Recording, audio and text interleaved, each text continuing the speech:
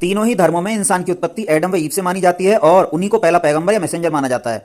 अगर biological forefathers की बात करें तो भी तीनों ही धर्मों को मानने वाले अपने आप को अब्राहम का वंशज ही मानते हैं। तीनों ही धर्मों के हिसाब से जेरूसलम एक पवित्र स्थान है और ईश्वर एक, जो कि सर्वशक्तिमान है। Private property, family, day of judgment, after life, व्यापार, 10 कमांडमेंट्स और ओल्ड टेस्टामेंट जैसी बहुत सी समानताएं हैं जो दोनों तीनों ही धर्मों में मिलती हैं। फिर एक दूसरे से इतनी नफरत क्यों और इतना खून खराबा?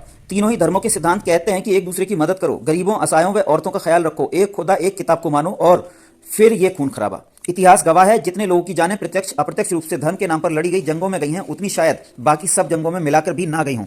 नफरत, खून खराबे की जड़ है ये भावना कि सिर्फ मैं और अकेला मैं ही सही हूं। अपने मत के खराब पक्ष के बारे में भी कही गई तर्कपूर्ण बात भी ना मानना और दूसरे के मत की खूबसूरत से खूबसूरत बात को भी सिरे से खारिज कर देना। और मिडिल ईस्ट में ये परंपरा अब से नहीं बल्कि प्रारंभ से ही रही है, जिसने बहुत सी कड़वी घटनाओं को जन्म दिया और कड़वी घटनाओं ने नफरत को अगली पीढ़ी तक पहुंचाया और इसी प्रकार नफरतें आगे बढ़ती रहीं।